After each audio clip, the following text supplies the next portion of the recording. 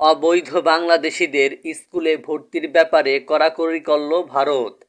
বিজ্ঞপ্তিতে বলা হয়েছে, কোনো অবৈধ বাংলাদেশি অভিবাসী শিক্ষার্থীরা যাতে স্কুলে ভর্তি হতে না পারে সে বিষয়ে লক্ষ্য রাখতে হবে। অবৈধ বাংলাদেশি পরিবারের কোনো শিশুকে যেন স্কুলে ভর্তি করা না হয় এবং কোনো শিক্ষার্থীর নাগরিকত্ব নিয়ে সন্দেহ দেখা দিলে সে বিষয়ে পুলিশ ও প্রশাসনকে জানাতে হবে বলেও নির্দিষ্টভাবে জানানো হয়েছে বিজ্ঞপ্তিতে। স্কুল শিক্ষা বিভাগের ডেপুটি ডিরেক্টর বলেন, অবৈধ বাংলাদেশি অধিবাসীদের ভর্তি আটকাতে স্কুলগুলোতে কড়া ভর্তি সংক্রান্ত প্রক্রিয়া মেনে চলতে হবে এবং শিক্ষার্থীদের সংশ্লিষ্ট নথি যাচাই বাছাই করতে হবে। তবে শিক্ষার্থী অথবা তাদের অভিভাবকরা দেশটিতে বৈধভাবে বসবাস করছেন তা প্রমাণ করতে কি কি নথি জমা দিতে হবে সে বিষয়ে কিছু উল্লেখ করা হয়নি।